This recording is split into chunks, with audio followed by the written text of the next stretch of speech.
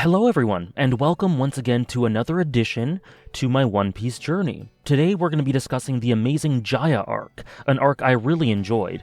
I thought it was awesome. But before getting more into it, just to let you guys know, if you'd like to watch the next review, which will be of Skypiea arc, not sure if that'll be divided into multiple parts, but Skypiea in one way or another, if you'd like to see that, you can, through early access on Patreon. If you'd like to follow the live streams, you can through following me on Twitch, where we stream them same time every week, every Sunday at 11 a.m. Eastern, and on average every other Friday at 10:30 a.m. Eastern, although that is variable, and updates of that will be posted on my Discord server and Twitter.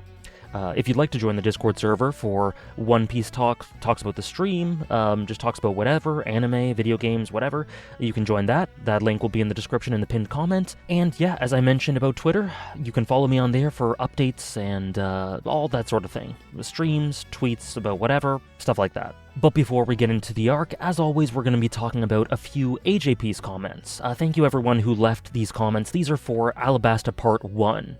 Mark Call says, do you feel like these powers Ace and Smoker have will pose a problem later down the road, basically being unaffected by most types of physical attack? Also, do you wonder why Ace, with his kind of competence as well as having the fateful D in his name, doesn't want to be Pirate King, preferring to make Whitebeard King? First of all, do I think Ace and Smoker's powers will pose a problem down the line? I'm assuming you mean a problem for Luffy and the crew and the Straw Hats. No? I mean, who knows what'll happen and what twists and turns the story will have, but at the moment, they really aren't super antagonistic towards the Straw Hats. I mean, Ace is supporting Whitebeard to be the Pirate King, which totally opposes what Luffy's dream is, so I guess they're antagonistic towards each other in that way, but I really don't think or know that they'll come to arms. I don't predict that to happen.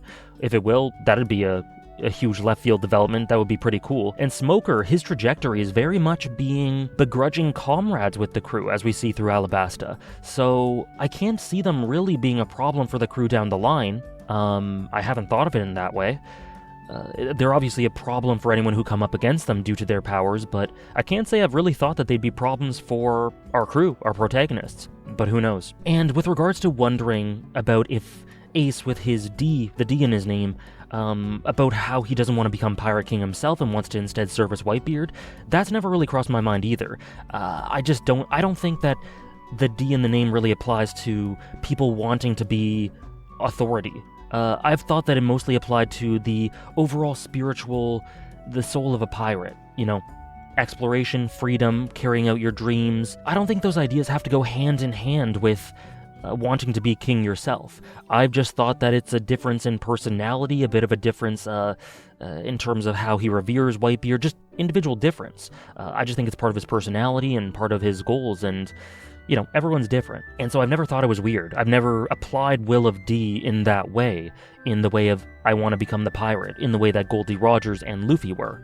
So I can't say it's really thrown me for a loop much. Cole Mac says, do you find yourself comparing One Piece with other works in some way, or do you view it as its own thing to evaluate independently? Aside from just, you guys have seen, once in a while I compare One Piece to JRPGs like Final Fantasy, just in terms of the world building or presentation of the world and setting.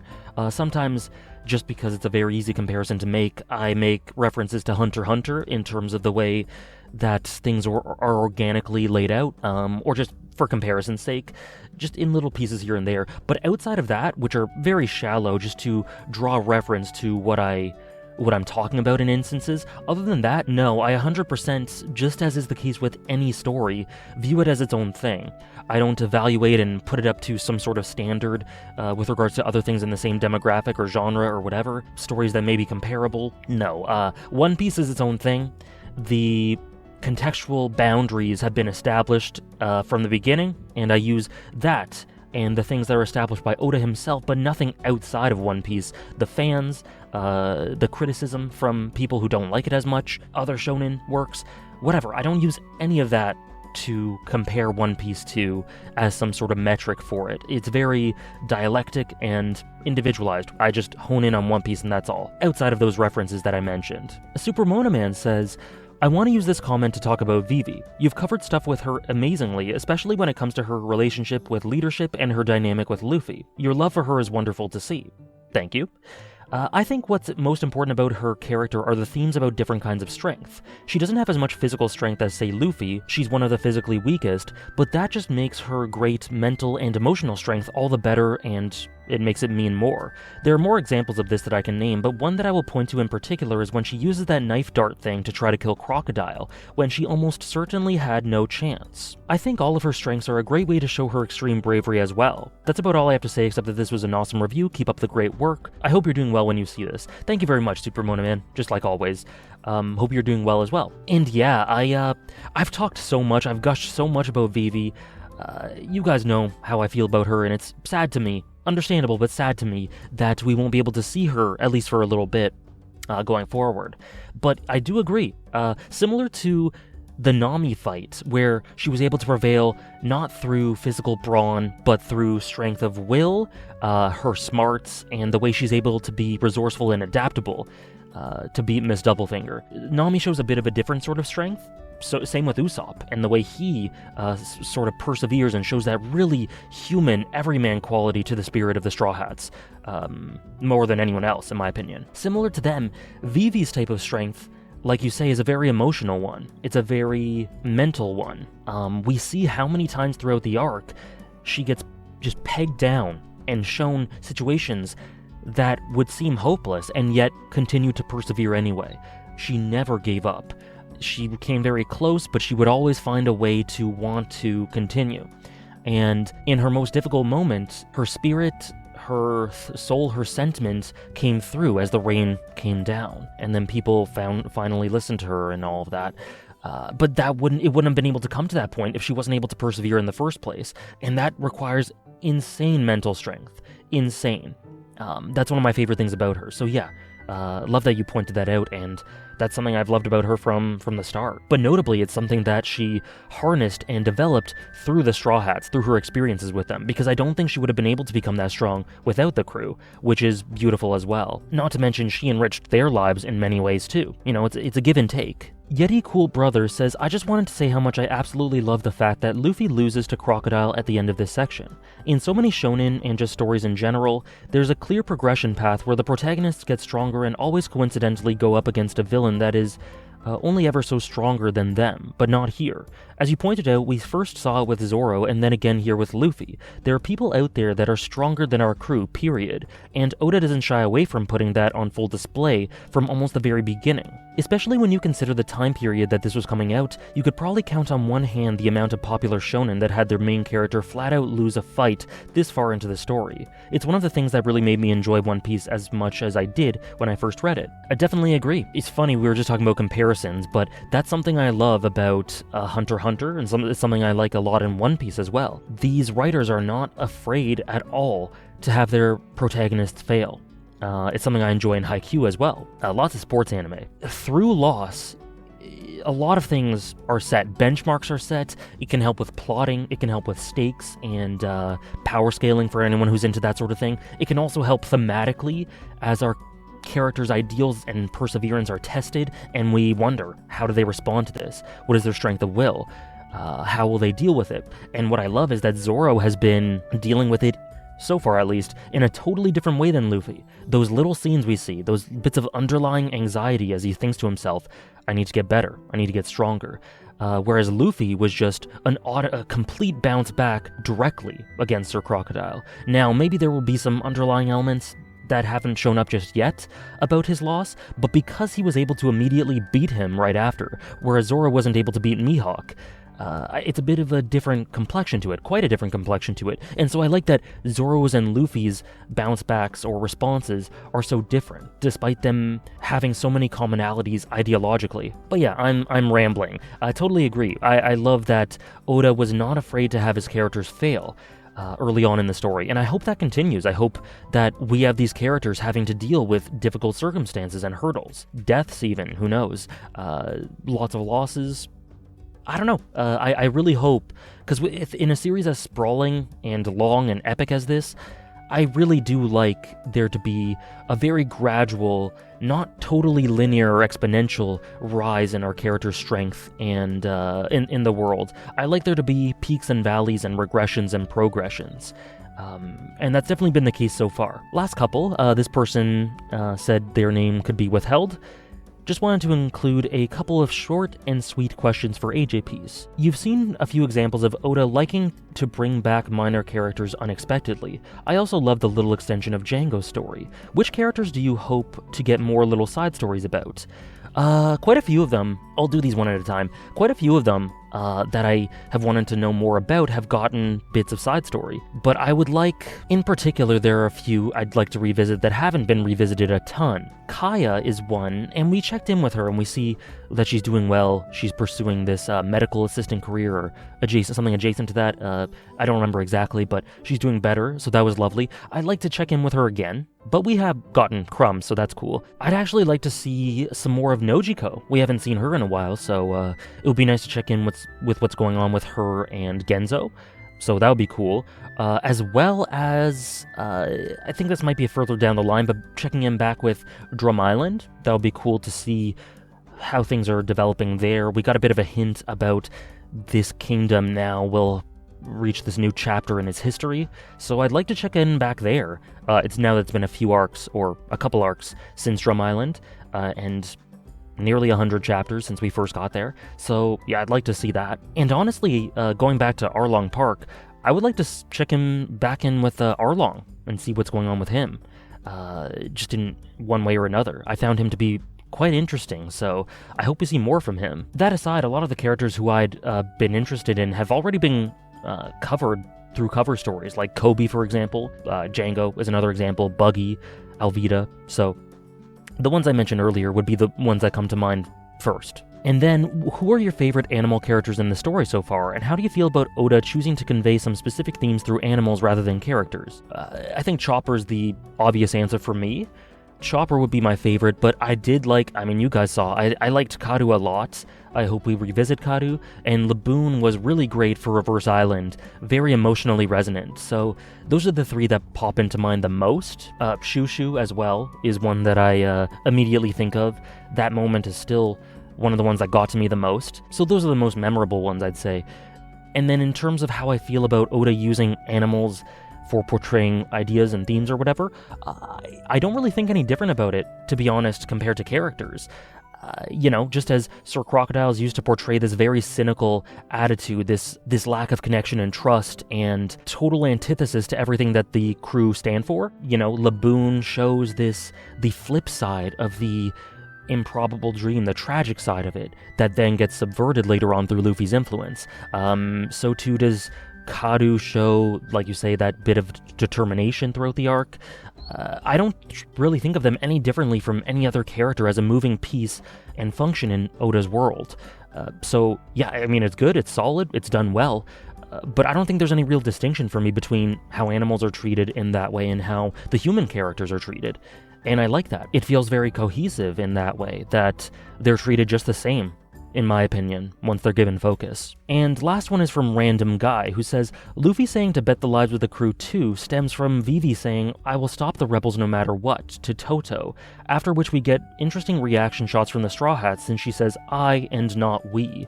She was still carrying the burden of the entire country on her own, and Luffy noticed that and was not okay with that. She is his friend after all, and a friend's burden is his burden too. That's a great catch. Some were pointing out to me that a lot of the disappointed looks towards Vivi at parts throughout Alabasta, and I think there might have been some of that in Drum Island too.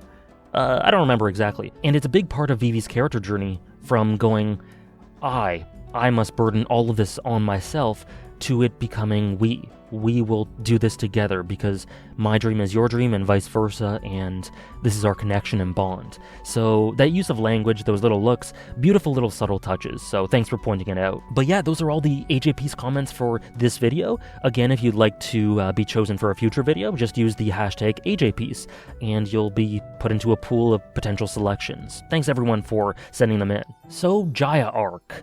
This arc was awesome, like I said. I think it was so varied and dynamic, and it did so many things while being cohesive. So, on one end, it is so thematically dense and characteristic of what One Piece is as a whole. And I'm going to get into why exactly I think that is, of course.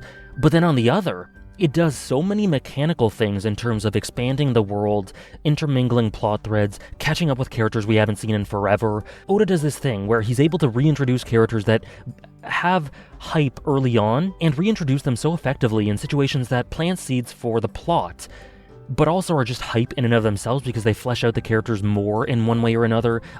It shows you dynamics and relationships that you didn't know were there, or it's just tons of intrigue is planted through reintroductions of characters or introductions of characters that you've only heard through word of mouth. And so Jaya is a perfect marriage of that. It has this beautifully, thematically emotional, potent, that sentence didn't even make sense, but you know what I mean. This very emotional, thematically dense, rich through line, and it merges that with this amazing expansion of the world. As we're reintroduced to Mihawk and Shanks and introduced to Whitebeard and these new world dynamics, and I'll get into it. But I love that about it. So it was, to me, like everything that I love about Logtown, just on crack. And you guys know how much I liked Logtown. It was right up my alley. Jaya is Logtown, but I like it a little bit better, like in every way. But in terms of the themes tackled here, I got a lot of belief. The idea of belief, and again, a reiteration of the fact that what the crew are striving for and persevering for and gunning towards is not easy to strive for in this world, because this world is full of situations and creatures and people that will try to push you down at any opportunity, and you have to have immense mental strength and perseverance and hope to continue forward, and confidence and connections and bonds and people to lean on, and just unshakable faith that you're on the right path. It's a sort of battle of idealism versus cynicism, which is similar to Alabasta, but it's a bit of a different context, because while that was shown in Alabasta and Drum Island a little bit with regards to politics and leadership and having heart and hope for the future with regards to ruling, the hope here is used in the context of this unimaginable dream that the crew have this commonality for, this kinship that they have, and how others will scoff at it, and that despite that, they will pursue it. This is their dream, this is their ideal. And it really dwells upon the fact that the path of a dreamer, more than anywhere else in the story to me, the path of these dreamers is a lonely one. It can be very painful, it can be very arduous. There are other people who just won't get it, and horrible people who will laugh at you for having dreams and having optimism, whether it be just because they've learned themselves in their opinion that this world just has no hope for that, or whether it be just because they're nasty people. And so it's so hard to persevere against that tide of cynicism, but it's so worth it in the end. And while others may say that this new age, the twilight and new dawn of this new pirate age, is one of cynicism and a lack of dreams, the crew spit in the face of that. Luffy is the symbol of this new age. We've known that since the beginning, especially nailed in through Logtown, and sorry for the dust, and that continues to be the case, and there's just no way that this new age will not be defined by Luffy and this crew.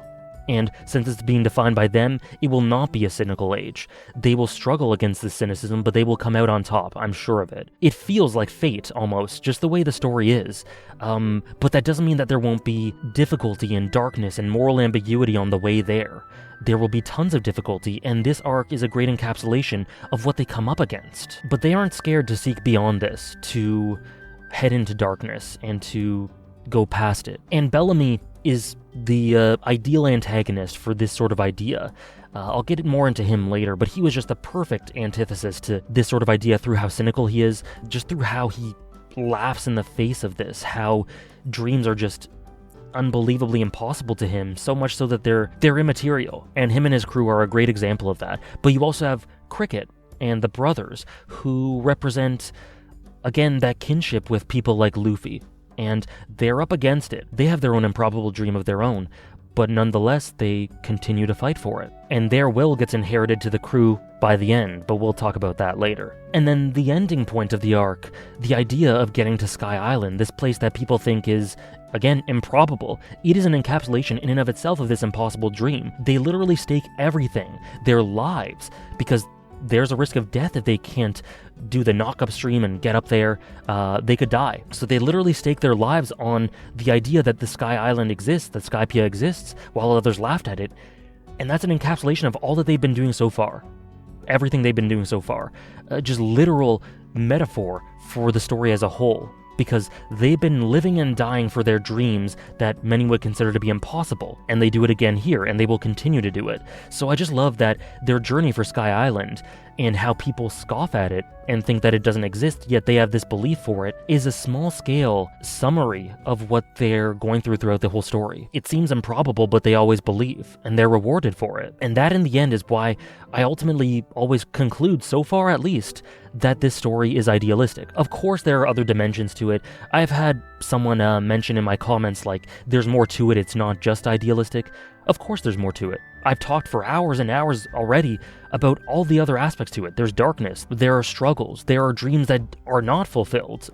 We have Cricket here, whose dream is not fulfilled. There is light, there is dark, the world is cutthroat. But ultimately, in the end, what I get the most out of this story is this optimism, this idealism and hope and encouragement. And Luffy and the crew are symbols of that. So yeah, thematically, Jaya arc as a whole is a representation of this improbable dream, and the lengths that dreamers will go, pirates and the soul of pirates will go to get what they desire. This unbelievable perseverance and determination, and how that can be rewarded.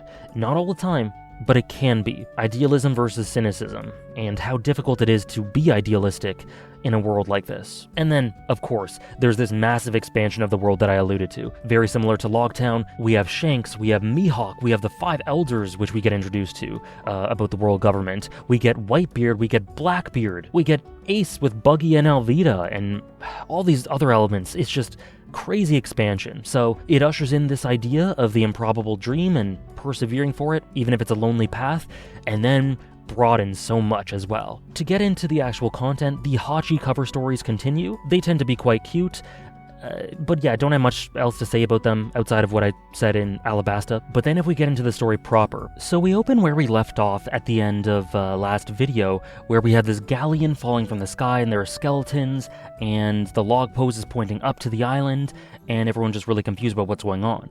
And so what happens is that Robin is kind of making deductions. And what is interesting is that Robin refers to all the crew members by their title, or their occupation within the crew.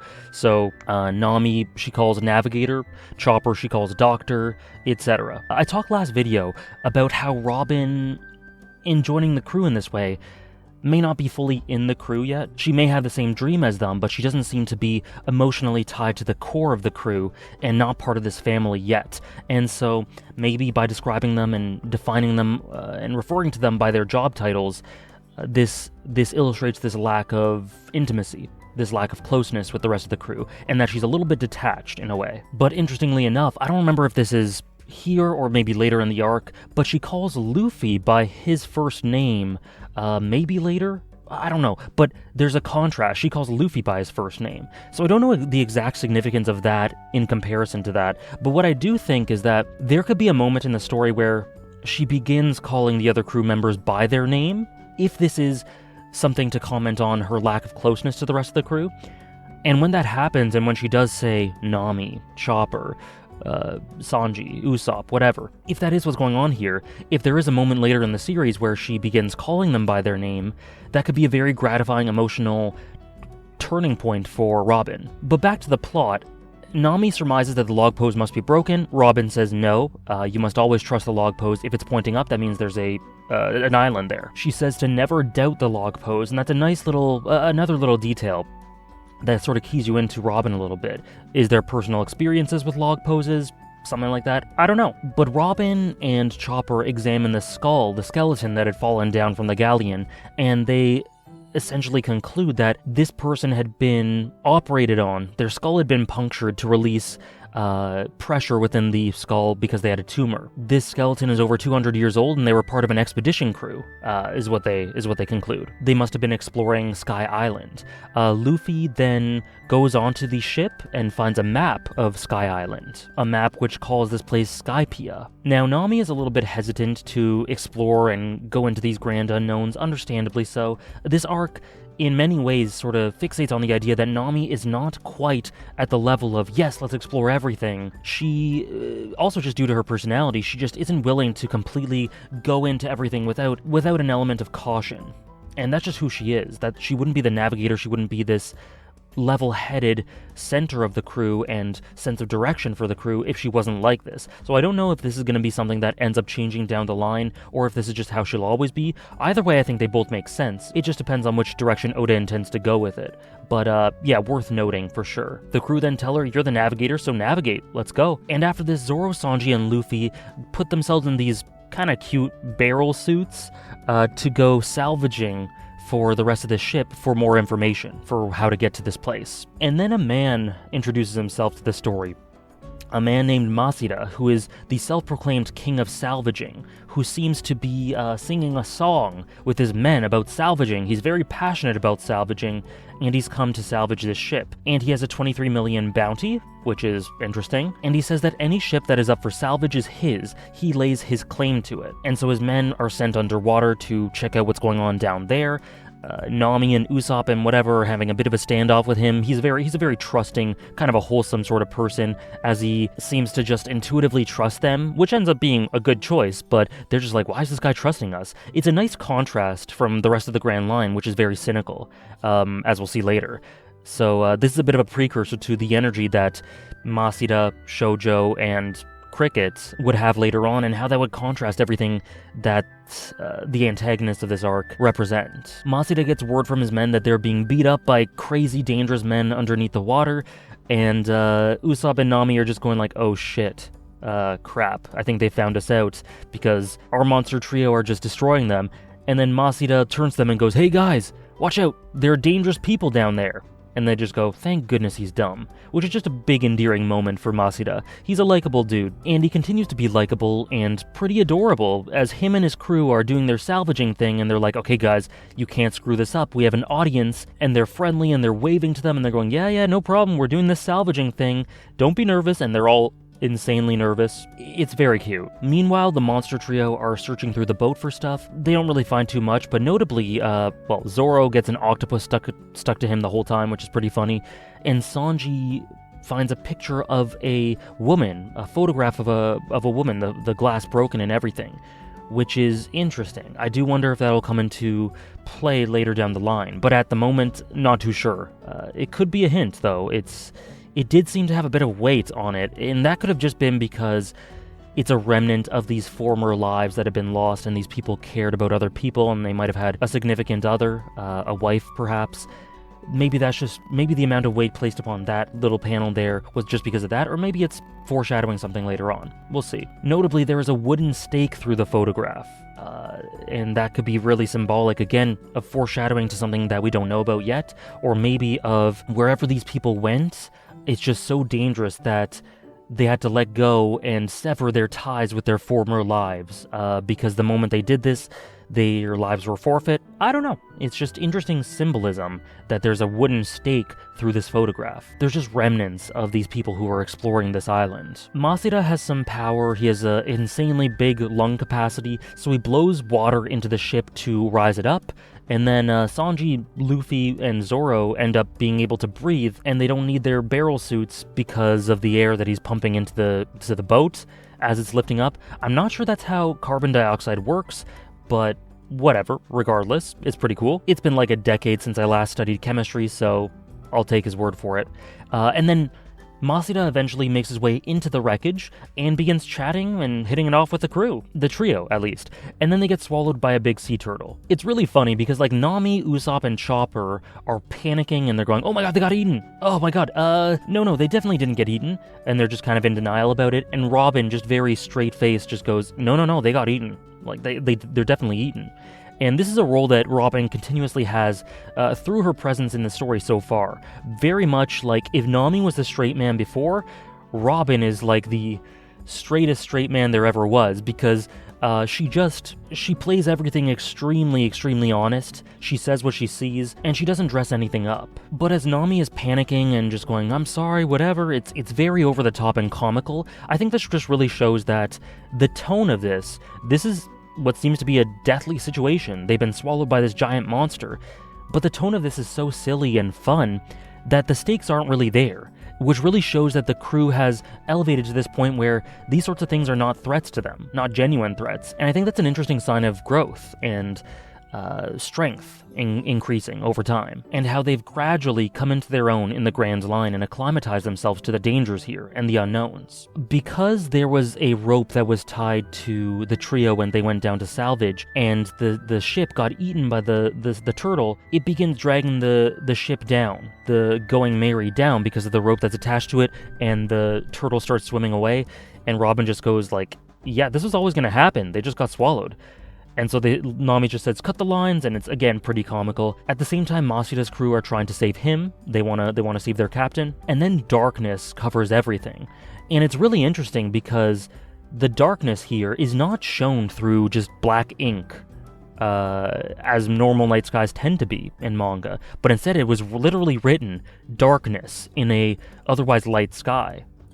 Which just made me think for a little bit, like, what's the creative decision there? Interesting little touch there from Oda. The trio then just fall on board the ship, not even aware that they got swallowed by a sea turtle. And Masuda then, comically, over the top, appears as well and gets upset that they encroached upon his salvage. And then, in the midst of all of this, after the darkness appears, we have these 3 humanoid giant silhouettes that appear just standing in the sea.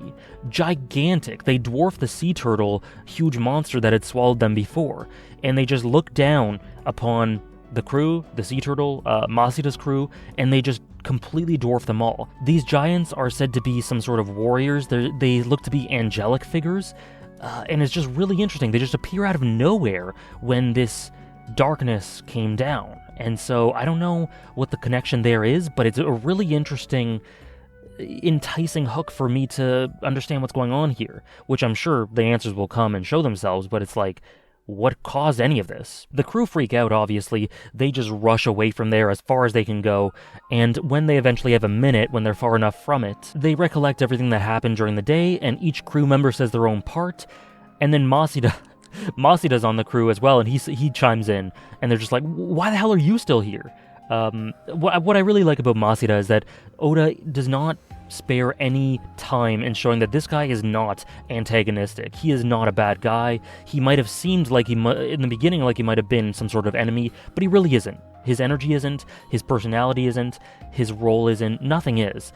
And so he's just established right off the bat to be a generally genial person. The crew then reflect about what they salvaged and the information they got from the ship, and that they want to get to the sky, but that none of this information can really help them too much. Nami's freaking out because everyone's goofing around with the rusty suits of armor they salvaged from the ship, and Robin just goes to Nami, it must be tough dealing with these guys. A little bit of a play to get Nami a bit more on her side, I think, because Robin finds them pretty amusing, but at the same time, yeah, I think she can understand why that would be frustrating for Nami, at least at times, and it's not like Nami is tortured by this, she loves it, but like, there are moments where she gets annoyed, obviously. But Robin continues her subtle manipulation, not so subtle really, and gets them all on her side. She says she found an eternal pose from the ship, which then points them in the direction they need to go. And Nami's thankful, and it just again shows that she's able to adhere herself to them and get people to trust her on the crew. Notably though,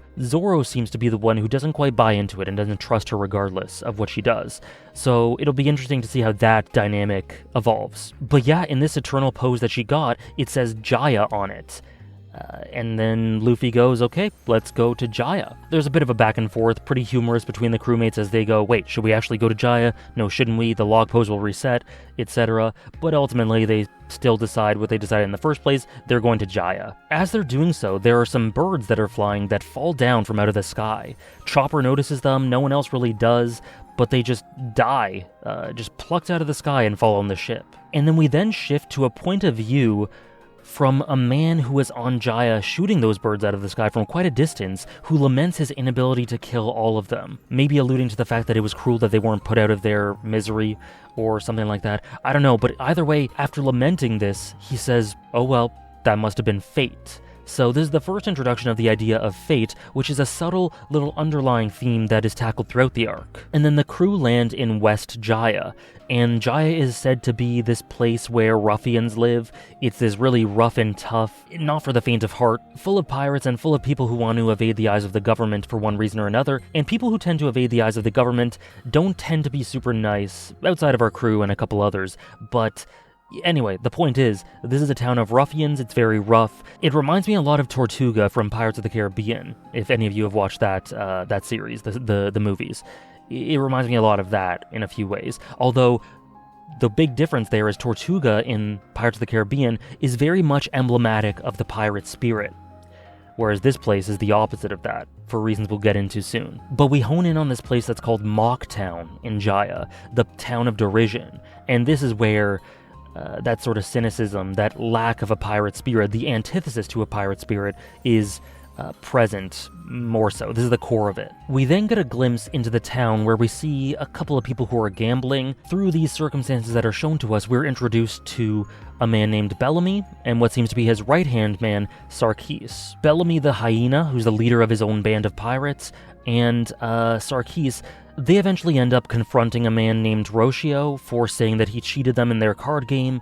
Rocio is shown to have a $42 million bounty, or berry bounty, and Bellamy is shown to have a $55 million bounty. Rocio, through the combination of Sarkis and Bellamy, is kind of just dispatched of. And as this is happening, in the midst of this, the chapter ends with Luffy and Zoro setting foot on the island, very happy and wide-eyed and going, let's check out this place, as they tend to do, with Nami and Usopp and all of them panicking behind them, going, what the hell are you guys doing? The others are terrified, but of course Luffy and Zoro are completely down to check out this place. Nami ends up going after Luffy and Zoro. Sanji wants to follow them, but Usopp and Chopper very adorably go like, if someone attacks the ship, who's gonna defend us? We need you, Sanji, you stay here.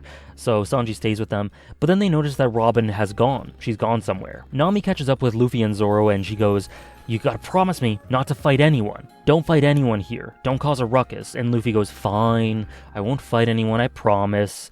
It's really cute. Just the beginning of this arc is full of really cute little moments. They then see a man who's very sickly, whose horse seems to be very sickly, and he fell off his horse, and Zoro helps him back on, and just continues on his way, but then the guy says, here, have this reward for being so nice, an apple, and Luffy takes one, and he eats it. And just off-screen, in the back of the panel, we see an explosion where a bunch of people go, oh my gosh, this guy just ate an apple and then exploded. And then they're freaking out because Luffy just ate it, but he ends up being okay. And then the guy who gave him the apple ends up going, huh, interesting, looks like you were chosen by fate. You're lucky. So he was trying to kind of swindle him into this very deathly, fateful game.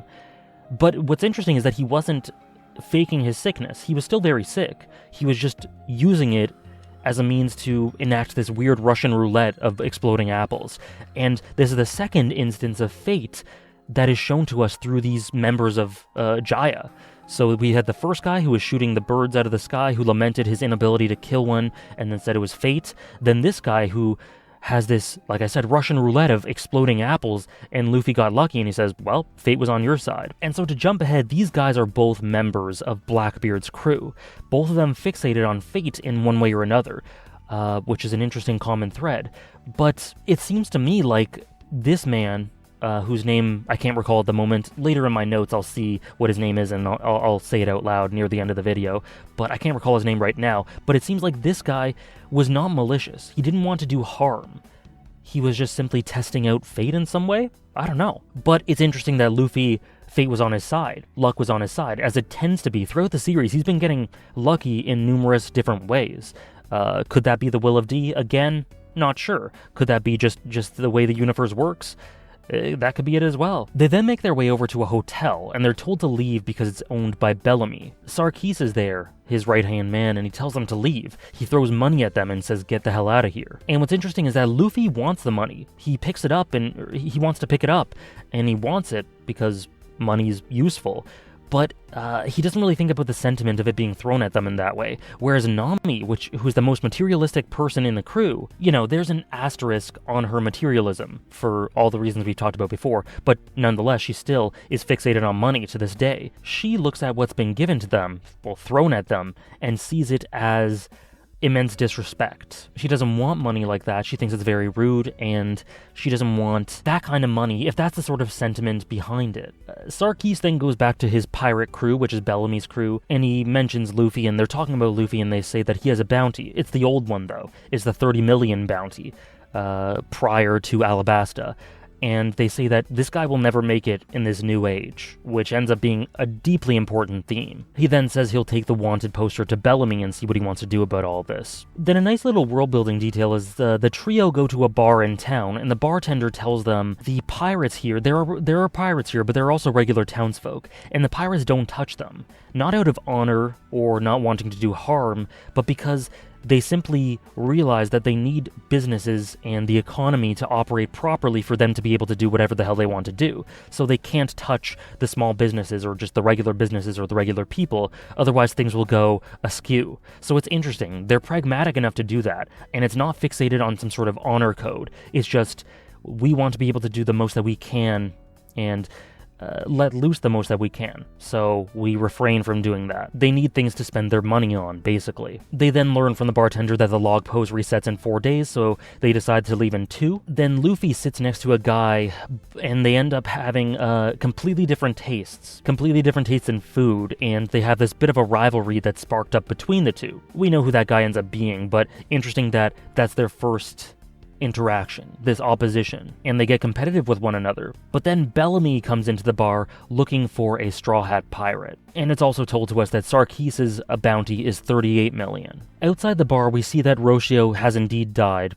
due to Bellamy's power, which is some sort of devil fruit. Bellamy walks in, he says he'll buy Luffy a drink, he does so, and then he slams his face in it. Zoro then points his knife at him.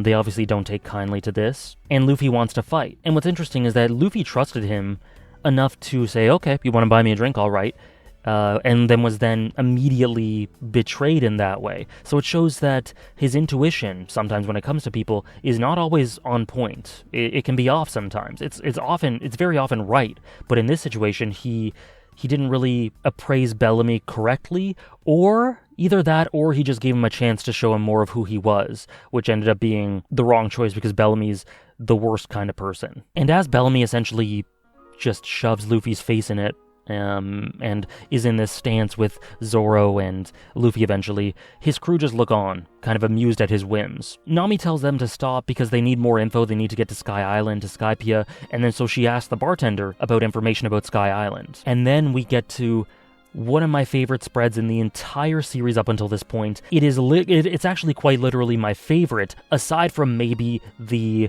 Alabasta arms up, with the X's on the arms, with Vivi and the crew. This is at least my second favorite spread in the entire series, because it's so meaningful. As Nami asks about Sky Island, the bar erupts in laughter, laughing at them, laughing at their dreams, at Zoro, Luffy, and Nami. Just completely scoffing at the fact that they'd put themselves out there and try to strive for something that seems to be impossible in this world. And especially in the color version, it's drawn so beautifully as everyone in this bar is just mean-spirited and laughing at them and scoffing at them and just being so rude and disrespectful and condescending of people who are doing nothing wrong except trying to achieve these fantastical dreams and who are looking for this fantastical island to explore. And it's One Piece in a nutshell. This is One Piece in a nutshell. It's indicative of everything that's great about this journey to the top. Not everything that's great, I should say, but it's indicative of the loneliness and struggle of making it to the top. Because we see Luffy, and he is this symbol of striving for this dream and striving for this freedom and exploration in the pirate spirit. And so it's easy to just get swept up in that, but nonetheless, I can only speak for myself, but at times, I have gotten swept up in that and not really properly realized the loneliness of that struggle. Because when these people in this setting that is very dark, very full of dangers and twisted morals and cynicism that is portrayed here, portrayed through Sir Crocodile, etc. When you try to strive for a dream in a world like this, there will be all manner of challenges ahead of you. There will be all manner of hurdles and people who want to try to stop you. Not even just because it clashes with their dream, but because they have concluded themselves that the world does not hold any hope for dreams. And so they want to shove your nose in it and validate their point of view, because if the world is able to carry out dreams for people, if the world does have possibility for those dreams, they've wasted parts of their lives. So they have to, out of bitterness, insecurity, pettiness, they have to laugh at people. Now there's that element. Then there could just be people who just don't believe it's possible, simply. I think there are both cases. But either way, there's this loneliness associated with this quest that the crew go on. They are our protagonists, and so seeing their kinship and them interacting, we can get lost in that and sometimes forget that they are the rare ones. This world is full of people who just don't believe that you can achieve your dreams here, and that will laugh at people who try to carry out their dreams. The world laughs at them, and yet they continue on, because people like this just won't be understood by everyone, and yet they just persevere, in spite of what everyone says, in spite of what hurdles are put in front of them, in spite of how they're discouraged. And that can be said most of all for Luffy, and I think Zoro may be second. But the thing here is that Nami is not quite there, as I alluded to earlier. You know, she has had a bit more of a struggle with that idea throughout her past. People have laughed at her for her dreams of trying to chart out the entire sea. She has been put into 8 years of servitude in order to preserve these sorts of dreams, and she's been more fragile with regards to pursuing these sorts of things as a result of this.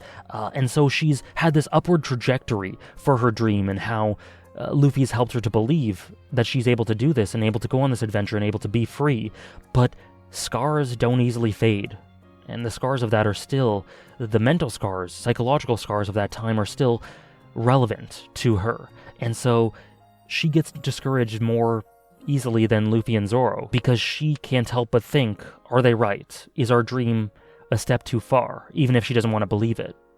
That's just my interpretation, but could be a little bit wrong. Either way, I think I'm pretty confident in that being the sentiment here, and I love the difference between her and Luffy and Zoro, because not everyone is on the same exact path. Not everyone has the same exact ideals, like I've said before. And so these people in the bar laugh at her, and they say it's a dumb legend, and she looks completely pained. They say her log pose is broken, and she turns red, and she gets really angry, and you just feel so much for her. But Zoro and Luffy, at this moment, are completely unmoved. Their faces are resolute, stone cold. And Nami is less so, very indicative of the fact that she's more insecure than them, a bit less confident than them. I really hope that she can get there someday. She's made so many strides, and you just want for her so much to be able to reach that point where she can just look on at these people who try to shut down their dreams and be confident that she's in the right. But she's not there yet, and that's very natural, but you just really hope for her to get there someday. And so this spread I just love so much for so succinctly, beautifully drawn, illustrating this difference between them. And the color spread in particular, because of how the crew have this sort of white outline around them that's bolder in the color spread, and they are darkened to show this separation. Bellamy laughs at them, says that all this is, there's no fantasy island in the sky, everything has a scientific explanation. He says that they're gullible and laments that Luffy is so stupid because he was considering asking him to be on his crew. He then speechifies. He says that dreams are pointless. Essentially, he essentially personifies what I've been talking about is the hurdle for all the dreamers. This cynicism, the things that the world throws at you, whether they be people, whether they be the nature, the elements, circumstances, red tape, societal hierarchies, whatever. And he says that dreams are pointless. He mentions the One Piece, he mentions El Dorado, and Emerald City. Two of the three I know what they are. Emerald City, unless my mind's slipping, I don't know what that is, so maybe that's something we'll see later on, or maybe it's been mentioned before and I just forgot. Let me know if I have. But he mentions these things and says that people that chase these dreams are just foolish. They're just dreamers who will die losers. And Luffy just continues to look on as Bellamy continues, and then Bellamy says that he just cannot stand when people lose themselves in dreams. When people waste their time on dreams, he just goes berserk. And so this makes me think, similar to Sir Crocodile, speaking from experience, I would say that this is a bunch of projection. That's what I guess. This seems like a very personal anecdote that he's saying. He can't stand when people waste their time on dreams, which definitely makes me think that he's wasted his time on a dream in the past and been shown by the world that it's impossible by his perception.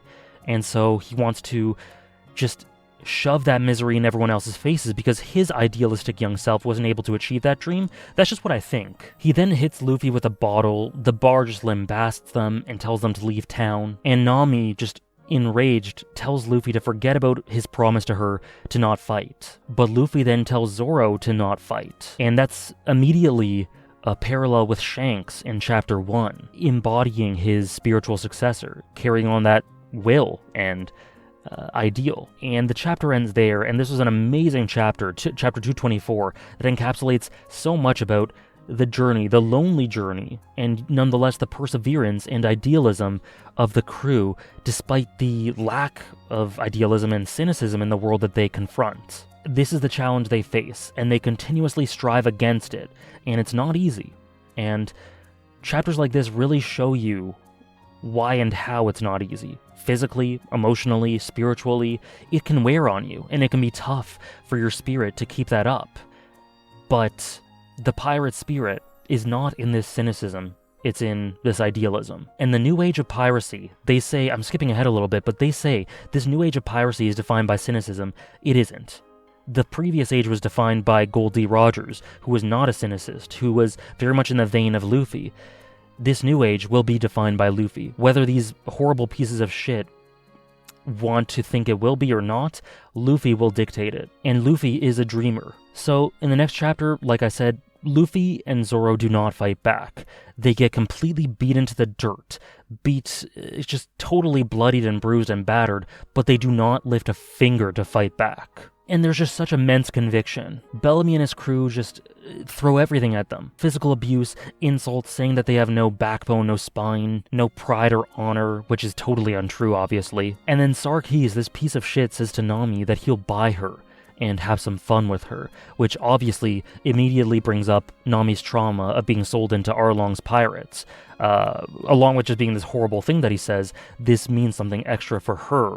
And, again, digs up those scars. Nami is probably the character who knows the most of what it feels to have your dreams shoved in the dirt, what it's like to be hopeless. And so it very much makes sense that she's the least confident in this sort of thing and the most pragmatic of the crew. But she's changed a ton regardless. Her trajectory is upward, like I said, and from the start, even in the face of this, she's been a dreamer. And so she says, no, I'm not going to join you guys. I'd never join bullies like you. She's a queen. And the beatdown of Luffy and Zoro continues, and there's very sobering shots of them just looking very downcast, but resolute nonetheless, and Nami just looking on.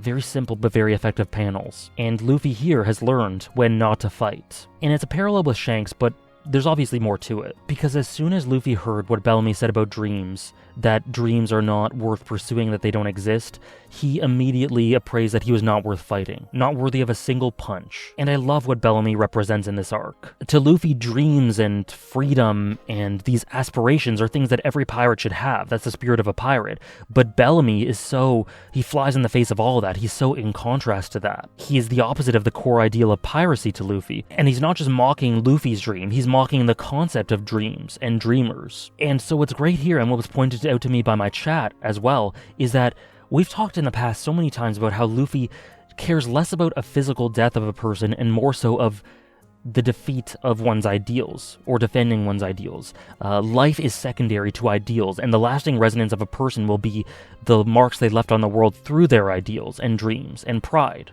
And so in the face of someone who doesn't have any ideals, he is the anti-ideal. He doesn't have dreams. He is a disgrace in that way, and in this way he is dead to Luffy already, so there is no need to defeat him because there are no ideals here to squash. He's already the living dead because he has given up on life. Luffy just needs to believe in his ideals and hold firm. But Bellamy is already dead, and so when Bellamy denied that dreams were viable, that they could exist, Luffy was done. He wasn't interested in fighting him, because he was already defeated. There was nothing to fight here. Bellamy had already lost. Dreams are lifeblood for these people, and Bellamy has no dreams. And this town, Bellamy, Sarkis, his crew, the bar, they're all dead to Luffy. And it's an interesting contrast to the energy that the town has, because it's raucous and bursting with life and passion. But this life and passion is so negative and directed towards these horrible things. But nonetheless, it's a town full of life, which is interesting because deep down, the core of it is rotten and decayed and dead, and Luffy sees that immediately. Someone in chat said that Mocktown is a place full of traditional pirates, whereas Luffy's kinship, people who share Luffy's kinship, are One Piece pirates, which is a really cool way to put it. Also, the town is called Mocktown, so that tells a story of its own. And so in this, these people mock the possibility of Sky Island existing, one-to-one with the impossibility of dreams. But the fact that the crew continuously strive for it is just an encapsulation of what they've been doing this entire time, striving for the impossible. People say this place doesn't exist, they want to see for themselves and they believe that it does. And so it's very beautiful in that way. Luffy has always believed in these things. We go back to the Gaimon chapter even if that belief is in vain in some way. It's the way that he wants to conduct himself throughout life. And if he dies for some impossible dream, there's no shame in that because of the way he lived his life. It's a very beautiful sentiment, and it's nothing to ever be ashamed of. And then there's this big proclamation from someone in the corner, or off screen or something, who ends up being the guy that Luffy was in total contrast and opposition with, the guy who has different opposite tastes to Luffy. And he tells Nami to not be discouraged because Luffy and Zoro aren't fighting because they've already won. And he says essentially what I said, that the new age of Bellamy's pirates is total rubbish, and that pirates like Luffy and them must carry on this dream, this sentiment into the new age. Very much a kindred spirit. And then he said, people's dreams don't ever end, in a beautiful spread, beautiful moment. It's very reminiscent of Hiruluk's last words to me. And this just makes you wonder, who the hell is this guy?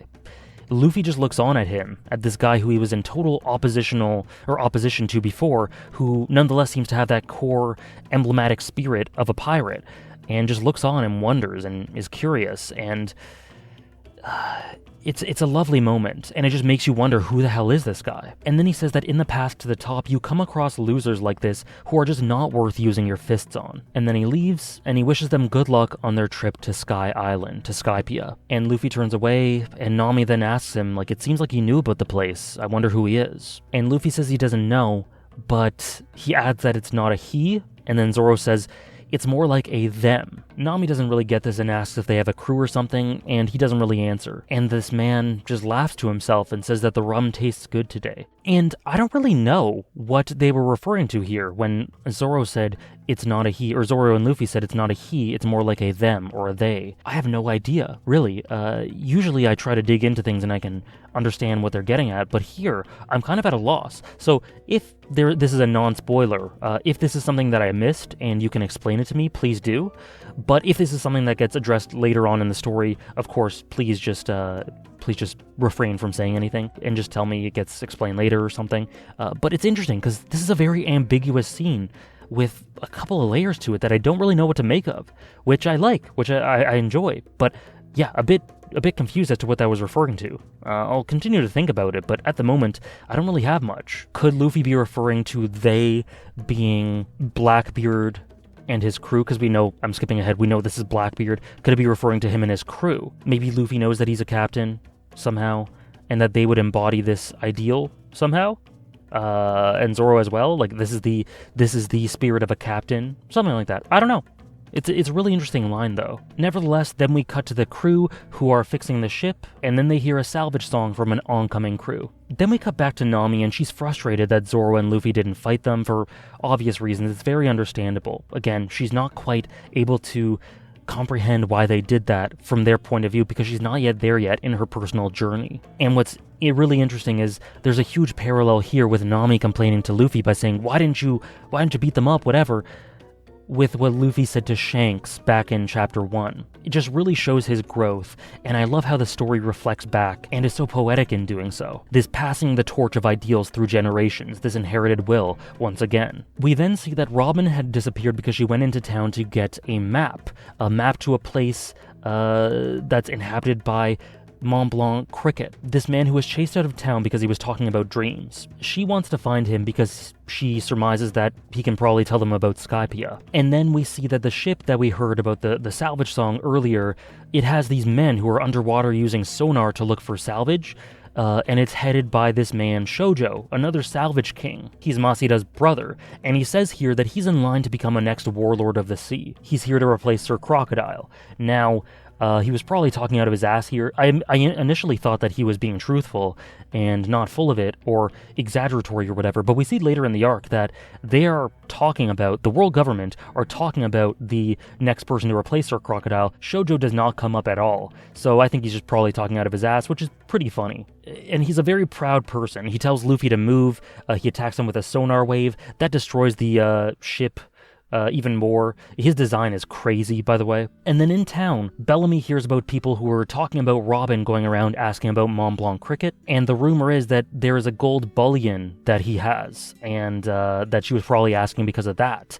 And so Bellamy hears about gold, and he goes, we need to pursue this guy. The crew repair the ship some more, and Luffy says something very sweet in the midst of this, which is just that the Going Merry is a member of the crew itself, which is quite lovely, which I do agree with. They then go to Mont Blanc cricket, and they find this house that's been, like, there's this overly lavish, cartoonish house, this cardboard stand that makes it look like this house is very, like I said, lavish, very decadent, but it actually ends up just being a hoax, because what it actually is kind of half of quite a bit of a shabbier house. And so for some reason, there's only half a house here that this person's living in. And so they wonder, this guy, what dreams did he have? And Robin says that she knows that he knows of some hoard of gold or something. And so they investigate. They look inside the house. He's not there, but they find this book called Noland the Liar. It's a sort of children's book, a children's fable. And Sanji recognizes it and says that he read it a lot as a child when he grew up in the North Blue, which is new information we didn't know about him.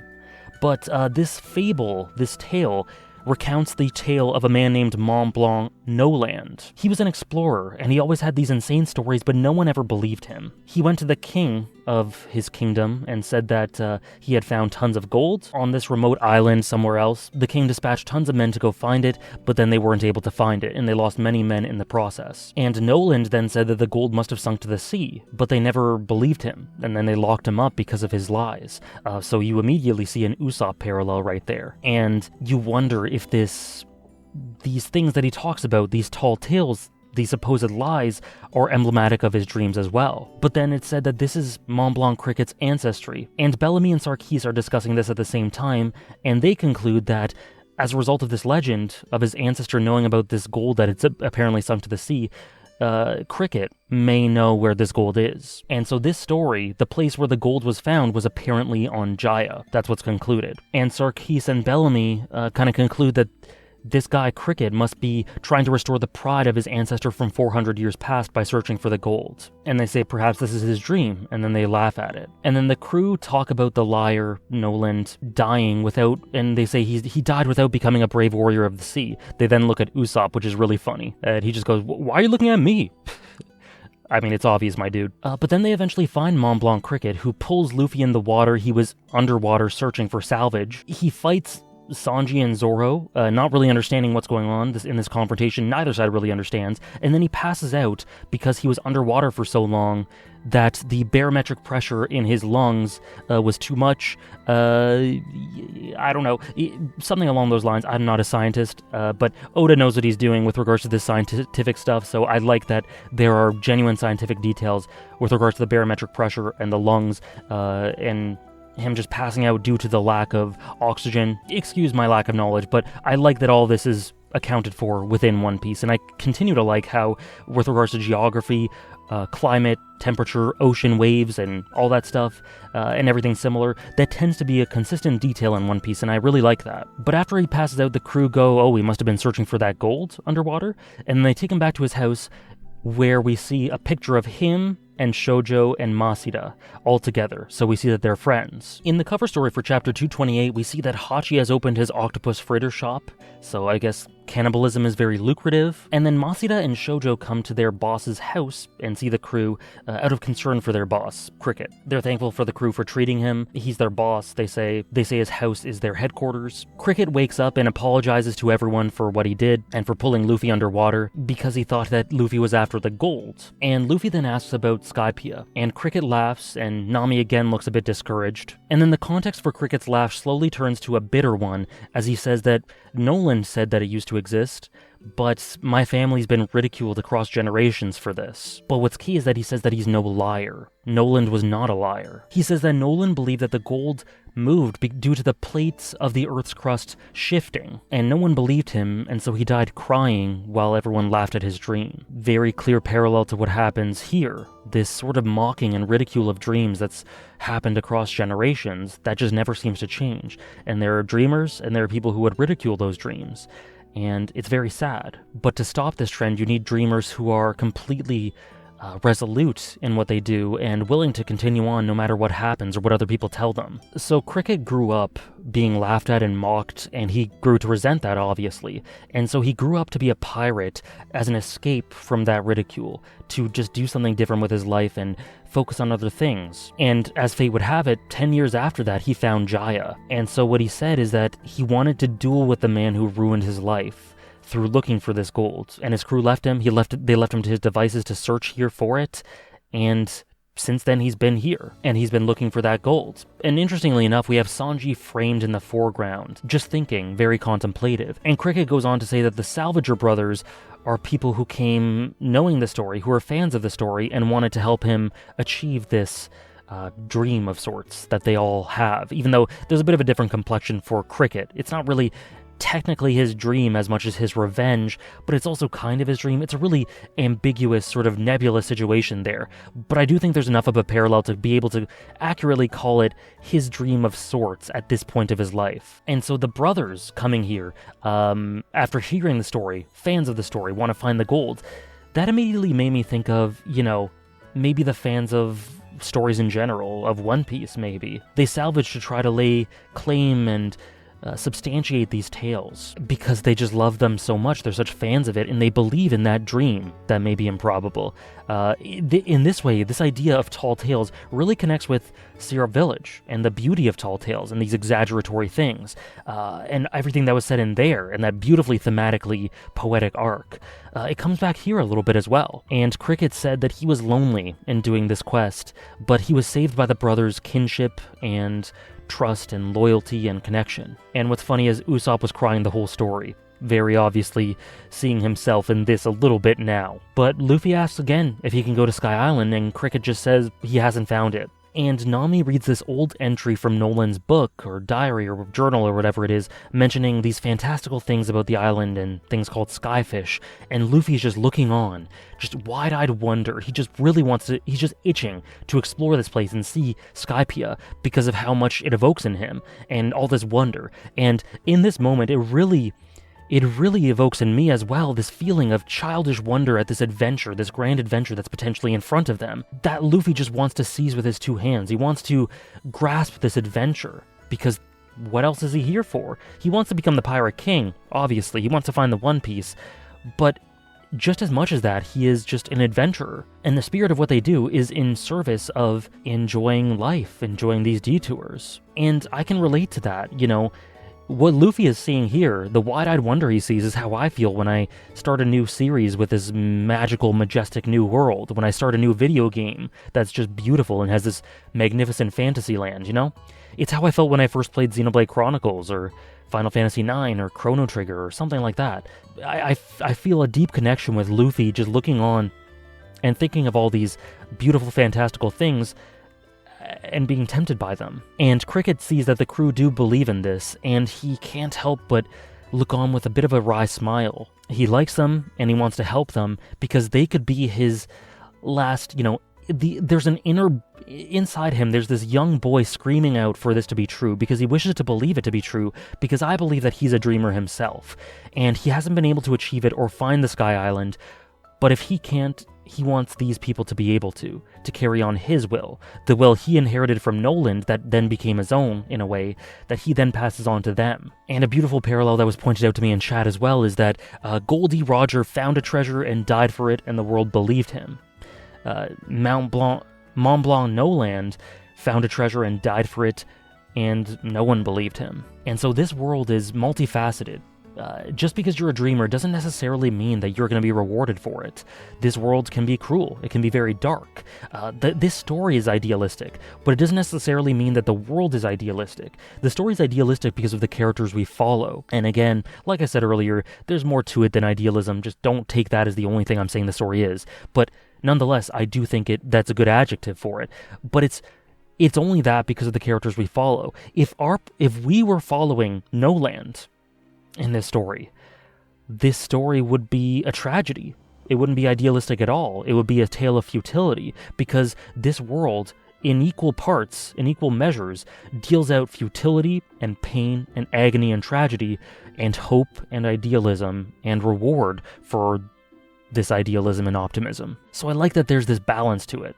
There's variability. And Noland had tragedy. Luffy's crew so far have been able to dream, and they haven't reached that end point, but the journey so far has been more than valuable enough for them to be considered an endpoint in and of itself.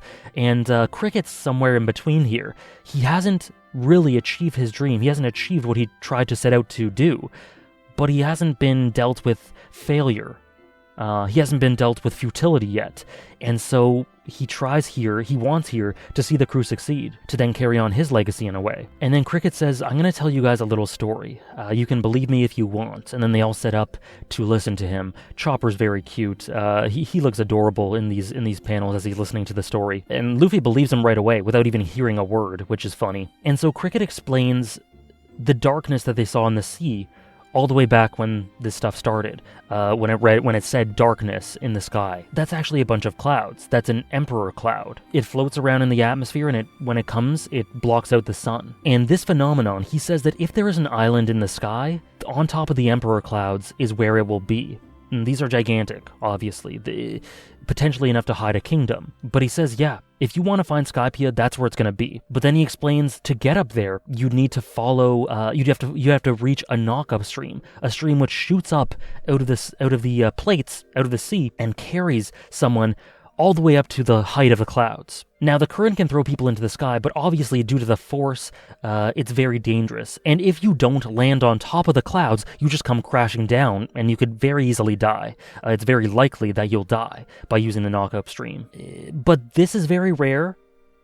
The Emperor Cloud is very rare, so it's a long shot for those two things to line up, and for them to find it and be able to ride it into the sky. It's like, the odds are very short. So essentially the collection of things that need to happen is, 1, you need the knock-up stream to occur and them to be able to find it. 2, it needs to go right, they have to ride it properly. 3, it has to be under the shadow, the Emperor Clouds, and it needs to shoot them on top of the island. It needs to line up properly. And then also as well, the ultimate thing is you have to bank on Skypiea existing in the first place, because if it doesn't, you just fall straight through. And their ship isn't enough to handle it, so it needs to be reinforced with the help of Masida and Shoujo, and this all needs to be done in a day. So that on top of that, on top of that, on top of that, it's just layers upon layers of...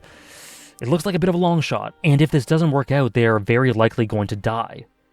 But what I love about that is that's what they've been doing this whole time. They've been pursuing these dreams that seem impossible to other people, putting their life on the line every time. There hasn't been an arc that hasn't resulted in near-death experiences, or at least there hasn't been many. So that's what they've been doing this whole time, so it's kind of a no-brainer. They've been banking on improbabilities forever. They've been risking their lives forever, or at least since the story started. So this is nothing new. It's just like an encapsulation in one situation of what they've been doing so far. And the chances are horrible, but there is a chance. And that chance is enough for Luffy to go, yeah, let's do it. The world laughs at them for taking these risks, but they just laugh back and just continue to pursue them. And I love how their determination is just demonstrated through all of this, through this arc. It's just so beautifully done. The Straw Hats are the Straw Hats because they'll never let difficulties or improbabilities deter them from what they want to pursue. But Usopp's a little scared, which is really funny and very Usopp, and I wouldn't have it any other way. And what's coincidental is that they go, but okay, so some things are out of our control. When is the next time the knock-up stream is going to line up with the Emperor Cloud? And Cricket goes, tomorrow at noon. Scarily lucky, once again. Will of D, I don't know. And what's interesting is that Usopp doesn't even trust this. It seems too convenient. He says that you're lying, you're telling a tall tale to Cricket, which is him being shown what he himself used to do to try to give away these idealistic tales to other people. Except this is based in reality. We know Cricket isn't lying. So it's interesting that he sees something that's very akin to what he used to do, obviously different complexion, but isn't willing to believe it. And he ends up being wrong, which is good, because I wouldn't want Usopp to not be human. I wouldn't want him to not be flawed, to be wrong sometimes, to regress, and to stumble. I like that he is shown to be a little bit flawed here. And Cricket just grins and says, stay here overnight, we'll prepare you, and you can set off tomorrow. And Luffy grins as well. And Usopp, after kinda just embarrassing himself a little bit in his opinion, asks Nami if he's a disgraceful coward. And she says, yes you are, but I understand you, because she can be scared as well. And I love those two have a great dynamic, because those two are the least willing to put their lives on the line, the most quote-unquote cowardly, the most everyman of the crew, in my opinion. Maybe Chopper as well, but either way, those two have this connection in that way, because they can relate and know what it means to be scared. And so I liked how she comforts him there, and then she says, go apologize to Cricket. He does, and it's a good scene. That night, there's this big party, and the crew all party and whatever, they're joining in with the brothers and having a good time, and it's very nice. Robin's kind of sitting apart from everyone, and she's looking through Nolan's logbook. And Cricket goes up to her and says that the last line in Nolan's book said, there lies the gold in the skull's right eye. That was the last sentence that he ever wrote. And Cricket doesn't know what that means, or what he means by that. So, interesting there. Could be a hint to something. And as the party continues, Bellamy and his crew approach. And just to quickly pause here for a second, I talked, I think, in Little Garden's video about how I couldn't wait to see the creativity Oda put into some more islands, because the ceiling is only his imagination, and Sky Island, in and of itself, is just exactly what I was talking about, because the idea of this island in the sky, it's not novel, but it's like, how do you implement that in a creative way? So far, the build-up is immense and really good. So this is exactly what I was looking for when I said, I want to know what else Oda does with these islands. The crew continue to eat and celebrate while listening to Nolan's words in his record. Cricket then shares some of the gold he's been able to salvage, which is just kind of remnants, like small gold bells, a golden bird, and then he realizes that he forgot to tell them something, which is that the knock-up stream, they can only reach it by going south, and the only way that they can specifically get to where it is through something called a south bird. There is a bird in the jungle inhabiting Jaya Island that always points itself south. And so they need to literally catch a bird, and they need to get it to point them in the direction of the knock-up stream. So in the middle of the night, they go out to go catch this, and they need to detect it by its cry, and they need to catch it, and then they'll be set to go to the knock-up stream tomorrow. And they divide into 3 teams to find it, the most chaotic teams ever. One is Sanji, Usopp, and Nami. Lots of funny interactions. Sanji continues to simp.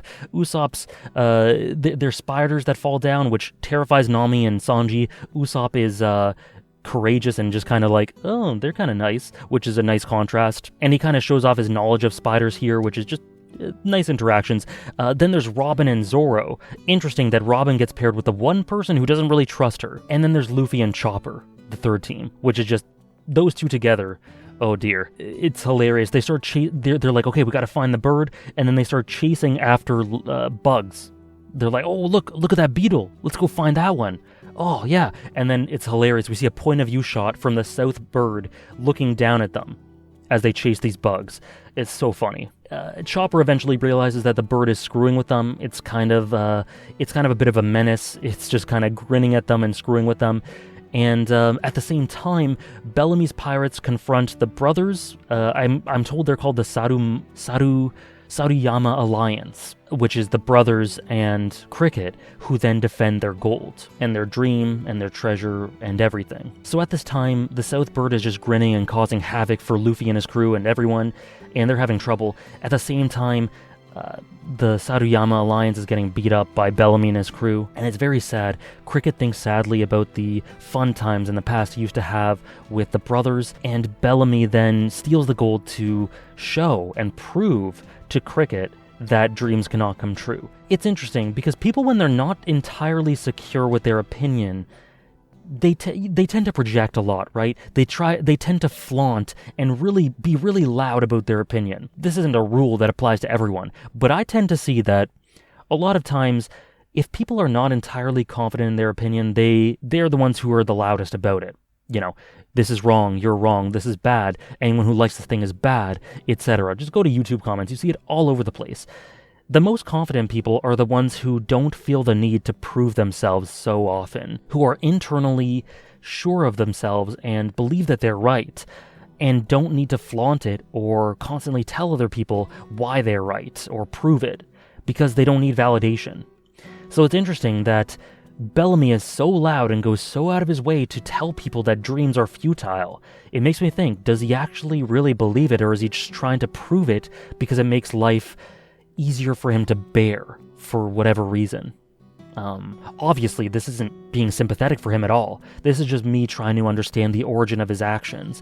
And if that is the case, it makes him deeply interesting to me. Because what is confidence in the face of that insecurity but Luffy and Zoro just believing in their resolve and not fighting back and not doing anything because they just so totally believe that they're dead inside, because of how they just say that dreams don't exist. Cricket then says to Bellamy that he's a spineless whelp who is no pirate because he feels the need to beat people up and shove their face in it to prove that dreams don't exist. So he's a sad excuse for a pirate. He has no reason to call himself one. And the implication here is really cool, because not only is a true pirate, from Cricket's meaning, one who isn't afraid to dream, and again we see that fear in Bellamy, but a true pirate is one who encourages others to dream as well, which makes us think back to Blackbeard and what he said to Luffy. This is that kinship, this is that soul of a pirate. Eventually back in the forest, the crew come together and they look up and they see the South Bird who is just mocking them, and in what has now become a big moment in Alexander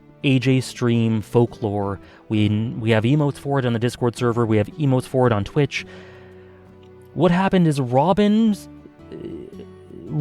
arms come up and catch the bird. But for a split second, I look at that panel and I'm like, hold on, why did Oda just draw this bird with arms? I thought... I'll just show you the clip. Does this bird have arms? This is wild. This is wild.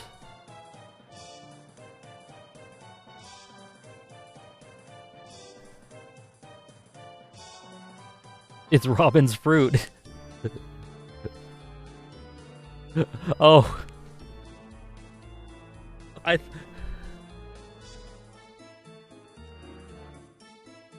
Guys, I streamed Xenoblade for 5 hours last night. I streamed Xenoblade for 5 hours last night, okay? I didn't get much sleep, okay? I thought... Listen.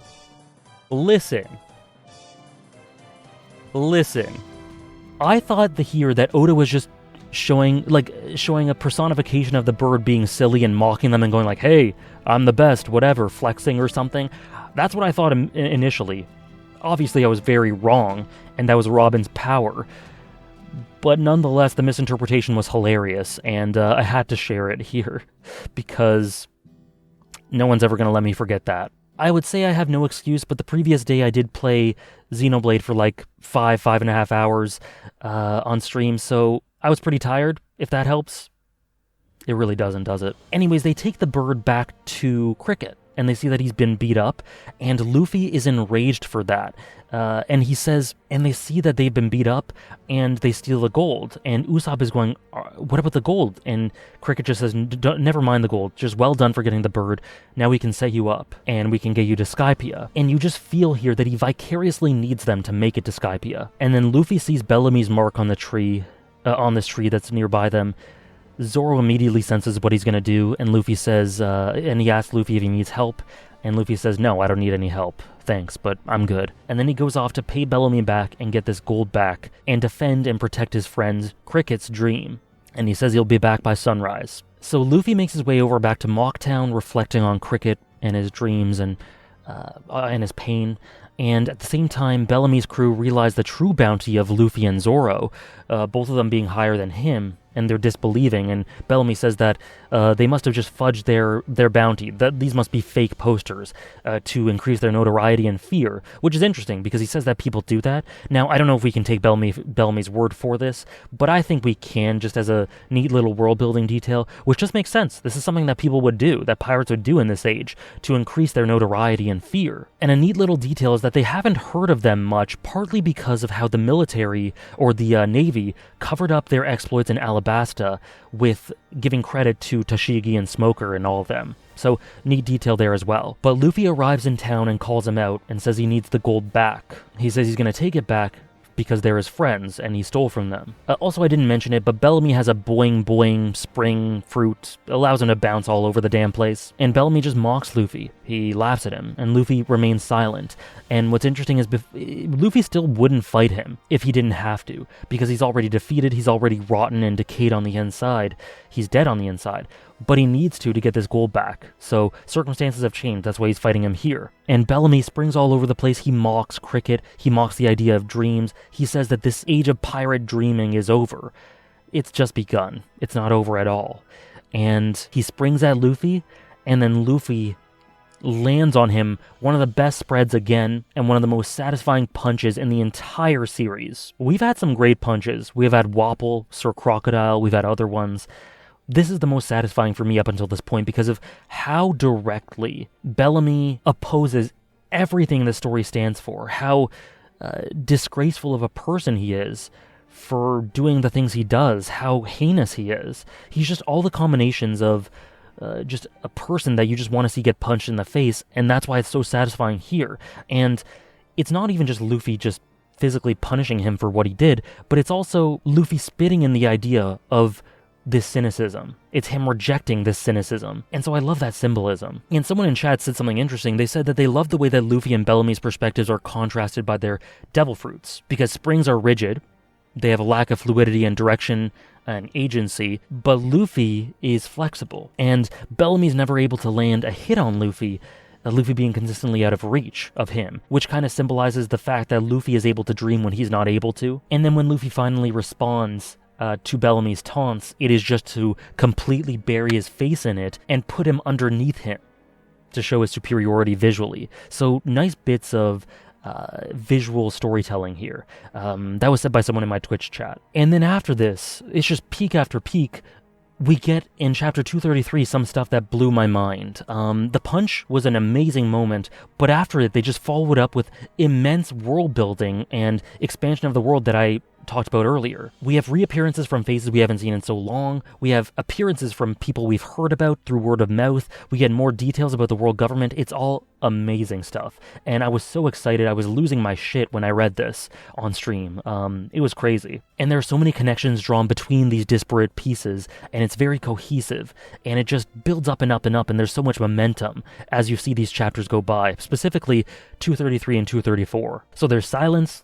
Luffy's fist is imprinted in Bellamy's face, and Luffy gets the money while the crew fix the ship even more. And Nami, when we see the crew, asks Zoro why he didn't go with Luffy. Didn't he want revenge, she asks, and he says no. And he says it's heartbreaking when you're only left with pity after a fight, because it's just, he feels nothing but pity towards these people who are unable to see what he sees in the world, which is a really powerful way of putting that. He needs strong opponents. He loves strong opponents. Mihawk is the perfect example of the type of person he wants to lay his life on the line for, the type of person he aspires to fight, that he lives for. But Bellamy is the anti-Mihawk, and he and Luffy understand this. They didn't have dreams, they weren't worth it. Now, as Luffy is leaving Mocktown, Sarkis says, "Where are you going?" And he simply points up to the sky, Luffy does, and says, "The sky. That's where his dreams take him." Matter-of-factly. It's a total contradiction to, again, their cynicism. I will aspire to go to these greater heights. You can stay mocking me and not believing and just laughing at this, but you will remain on the ground and you'll live this sad, sad life while I explore these lands above in the skies. And he doesn't say any of that, obviously, but that is what I see is thematically at play here.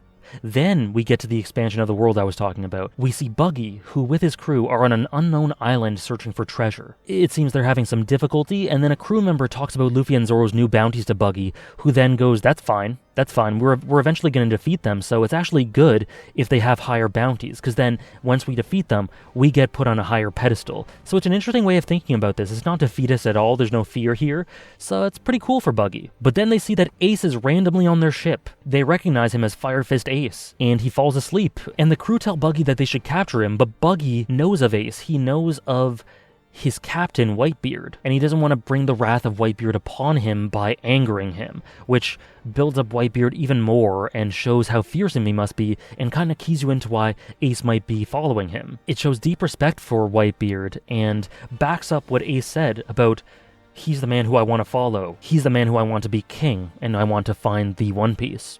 Buggy says he met him on the Grand Line, which is interesting. Then Ace wakes up, he goes, hey, you know my captain? And they party, which is kind of cool. So that's the first one. Buggy, we see Alvida as well, and Ace, who continues to intrigue me a lot. Then we cut to the world government. In the sacred land of Marihoa, I don't know how to pronounce that, but with the 5 elders, where we see that these people are the leaders behind the scenes. They're the ones who appoint the world government, and it's not just them, there are other people who help coordinate these things. But these are the people, essentially the leaders of the world. And they're talking about how Shanks is trying to make contact with Whitebeard, and for some reason that would be catastrophic for them. And they say that they should monitor the situation, but it isn't super urgent because while Shanks is a threat, they doubt that he wants to do any total world conquest. And then they turn their attention to finding a new warlord to replace Crocodile. And then they say that the destruction of the 3 great powers would reverberate around the world. The 3 great powers, no idea what that means, but very interested in finding out. That these 3 powers must be protected. I imagine it has some relation to, I don't know, I have no idea. But I can't wait to find out. It's amazing establishment of lots of different factors, and it just keeps you wanting to read to understand what these things are about. It's great hooks. It hooks you in so much. And, like I said, great expansion of the world. They then lament Sir Crocodile's reign and say that he was a nuisance, and that they now need to replace him. And they also say that, as a result of what happened, they cannot ignore Luffy for defeating him. So Luffy is in the eyes of the 5 great elders that control the whole world and the world government. Then 2 warlords arrive for a meeting. The first one being Sir Don Quixote do Flamingo, pronunciation for Quixote might be off, and Sir Bartholomew Kuma. Do Flamingo has a great design, and I've heard that name before, out of context. I don't know anything else about him, but I think I've heard that name once or twice before. He seems to have a really interesting design, an interesting aura around him. We also get introduced to Suru, the great advisor to the elders, it seems, an elderly woman. And Doflamingo seems to be able to control other people's limbs as he gets 2 lesser officials to kind of fight with one another for fun. He seems to be kind of sadistic, but a little bit childlike at the same time. It seems like he's just toying with this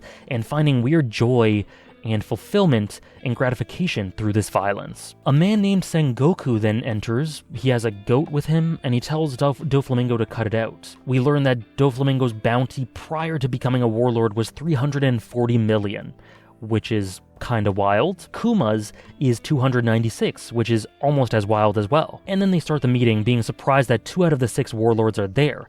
Apparently not many show up to meetings, and it's interesting that Doflamingo would show up to this, despite having this seemingly careless nature. A personality type like his, at least from the little glimpses we've seen so far, I would assume that he wouldn't feel that responsibility and he'd just, brush it off. But maybe he goes there for entertainment, to play around. He's definitely having fun here. But then, right after they mention 2 out of 6 are here, the 3rd walks in and I lost my shit. We see Mihawk. We see Mihawk for the first time in forever. Since Logtown, I guess. Yeah, it must be since Logtown.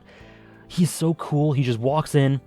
I got so hyped when I saw him, and they're surprised that he makes his way here, and he just says he's interested in the pirates they're discussing. The pirates they're discussing to combat, which, Luffy, Zoro, he has an interest in them, so maybe that's why he's there, to hear them talk about what their plans are for them, because he definitely has a vested interest in them. And then someone named Lafitte speaks up from the corner, who's a very flamboyant character, very flamboyant design, who then offers a solution for the 7th warlord, the vacant spot. He's here to recommend someone. It's then established that Lafitte was from the West Blue, and he's notorious for being a brutal, brutal person, and he's been banished, so interesting there. We then cut away to a man named Rockstar on Shanks' crew.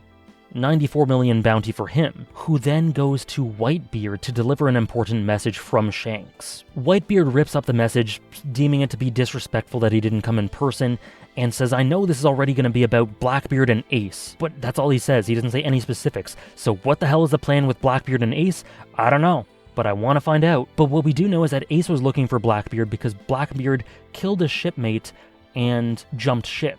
Blackbeard was working under Ace's 2nd Division, which is under Whitebeard, and Blackbeard's trying to make a name for himself. And Shanks is concerned with Blackbeard, and for some reason he's also concerned with Ace. I think it's logical to understand that Shanks is probably familiar with Ace for the same reasons he's familiar with Luffy. And then we see a spread of Whitebeard, and this guy is a literal giant. There are women around him that are as big as his, forearm. He is just this huge man, the strongest man alive, and the build-up to him was pretty subtle but pretty powerful, and the payoff was definitely proportionate. This is Ace's equivalent of Luffy. So this is the crewmates on the Straw Hats follow Luffy, Ace follows Whitebeard. So then it makes you wonder, why are the government scared of Shanks trying to contact Whitebeard in this way? What's going on here? We then cut back to a winter island, a snowy island, and we have Rockstar apologizing, and we see Shanks there, and I freaked out again when we saw Shanks.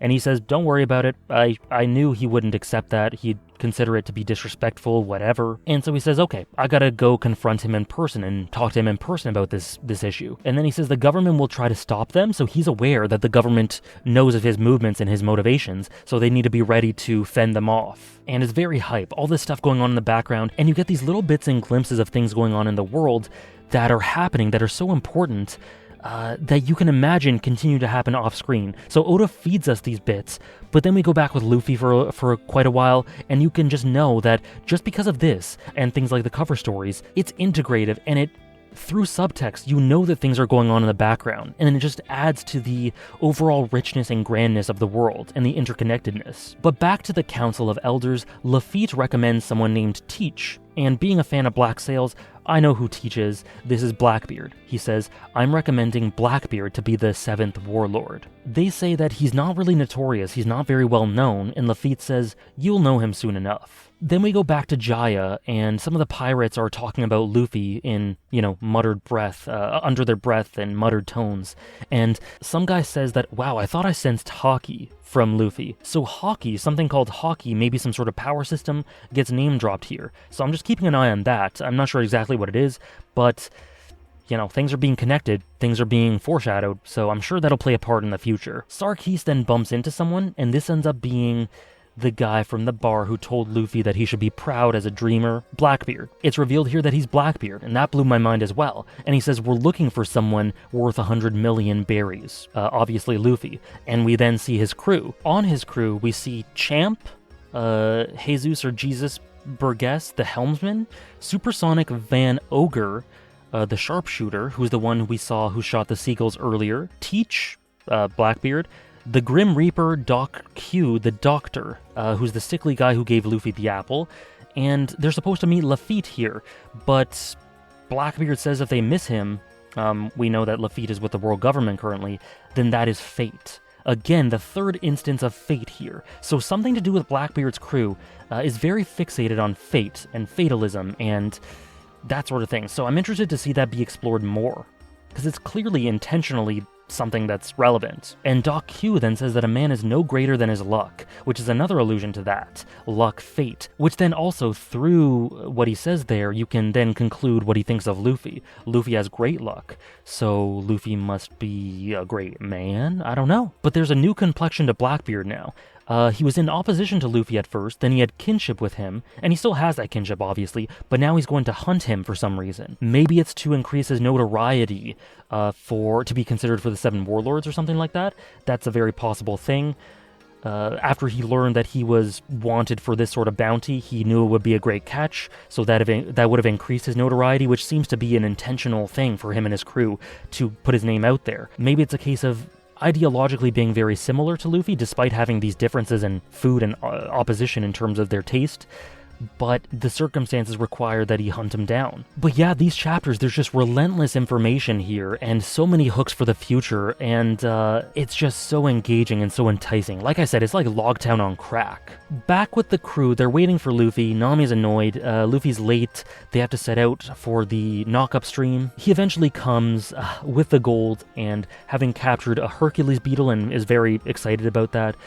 He's an idiot. But the boat is all fixed up and ready to go up into the sky, and they set sail. And Cricket is saying goodbye to Luffy. And he says here, no one can prove that it doesn't exist. Let them laugh, but go on your own adventure. And there's this big element of this is some grand adventure into the unknown. And enjoy it, and do it for me as well, it almost feels like he's saying. And Luffy acknowledges that, thanks him, thanks the brothers wholeheartedly, and takes all of this on.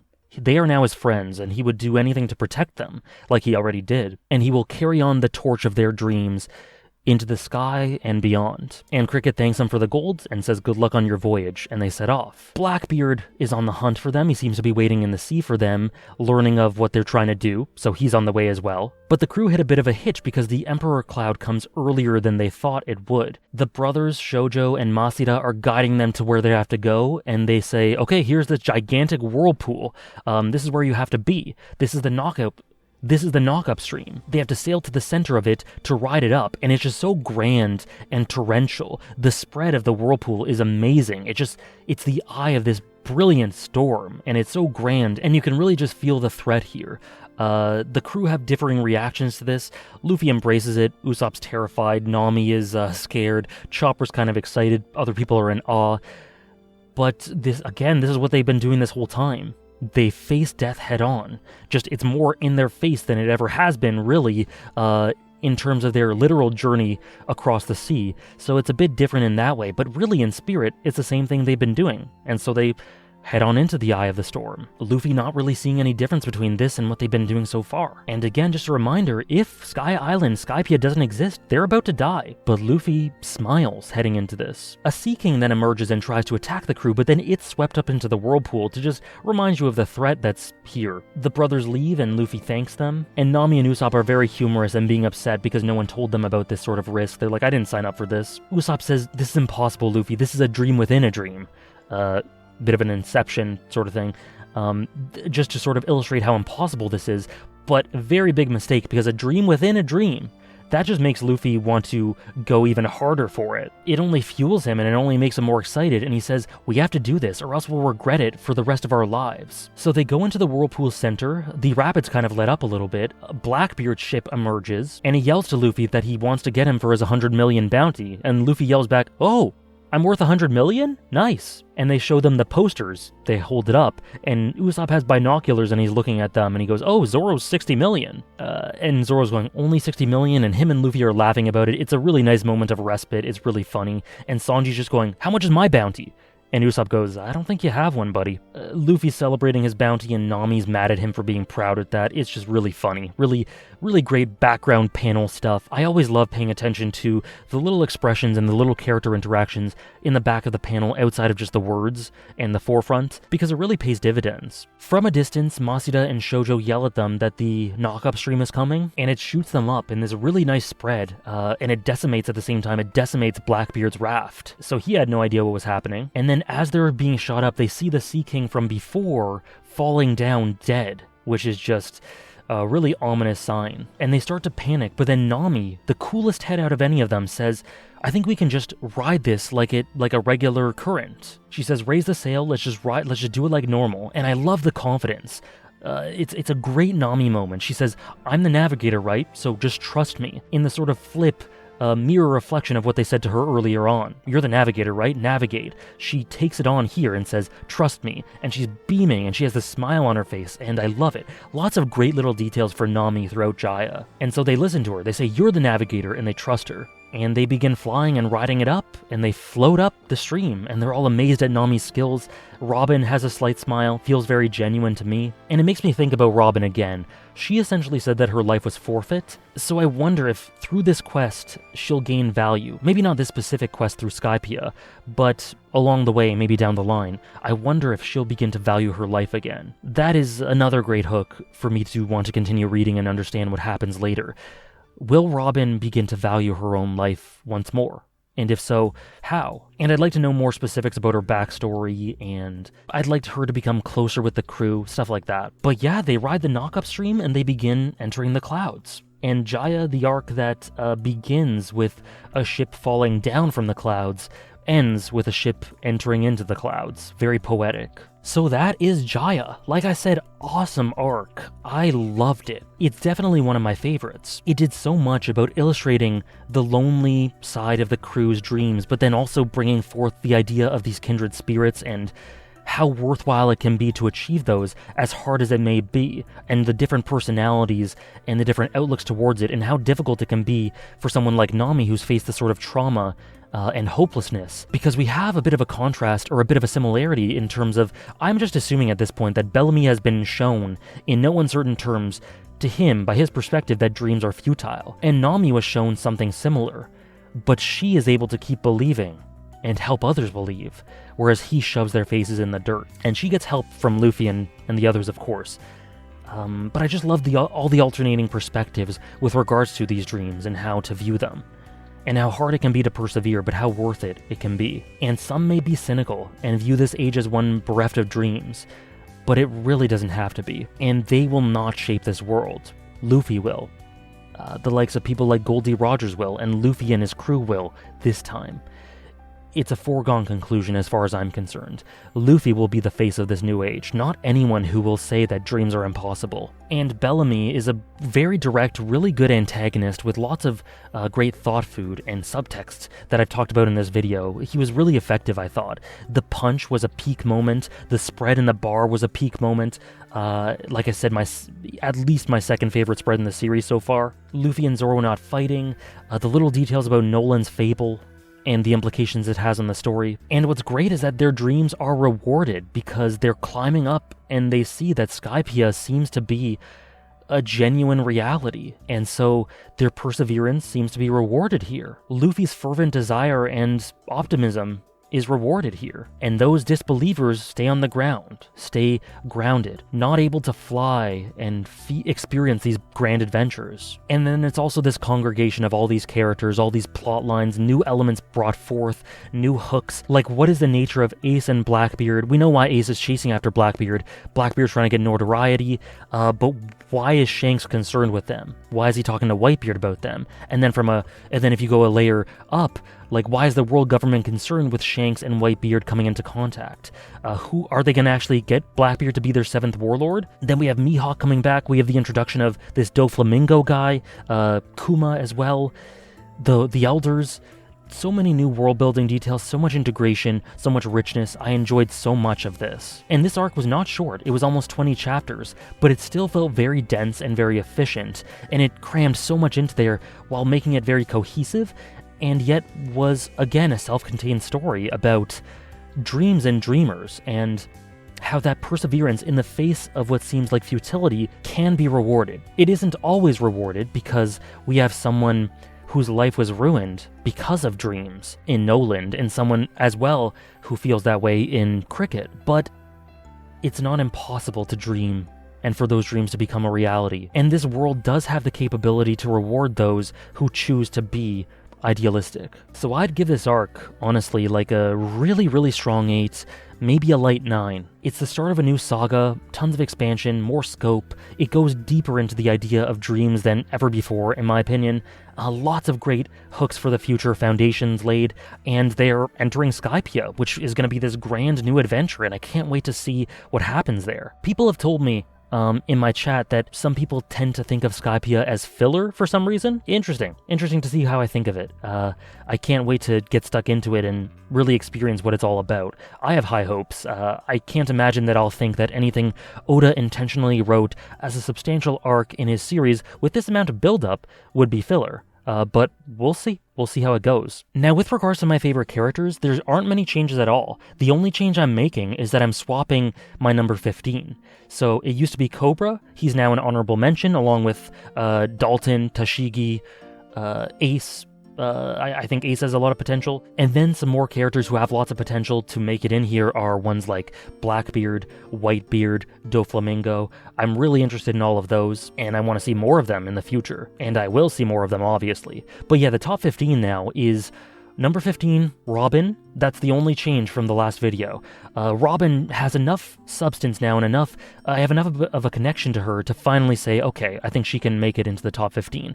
I still think she has tons of room to grow, but a lot of the thoughts I've had about her, and I thought about her that I shared about this arc, really make me wonder and really inspire the imagination with regards to her. Zeph would be 14, Koza 13, Mihawk 12, Sir Crocodile 11, Kirilluk 10, Shanks 9, Chopper 8, Sanji 7, Smoker 6, Nami 5, Zoro 4, though Nami is pretty damn close to usurping Zoro, Vivi 3 still, Usopp 2, and Luffy 1. That is my top 15. Like I said, only one change from the end of Alabasta. But yeah, that's all I gotta say about Jaya, guys. Amazing arc, enjoyed it a ton. And I can't wait to see what Skypiea has in store. Just a reminder, if you want to check out my next video, which I imagine will be on Skypiea, early access to that is available right now. You can check that out if you become a $5 patron, just if you want something extra. If you'd like to follow my read-through on Twitch, where I read every single chapter live, you can do so by following me on Twitch and checking out my streams every Sunday and some Fridays. A link to that is in the description. If you'd like to join the community on Discord, we have links to that in the description as well. And if you'd like your comment to be highlighted in a future video, be sure to use the hashtag AJPiece. That's all I got, guys. Many thanks for watching. I hope you enjoyed, and have a good one. See you in the next video.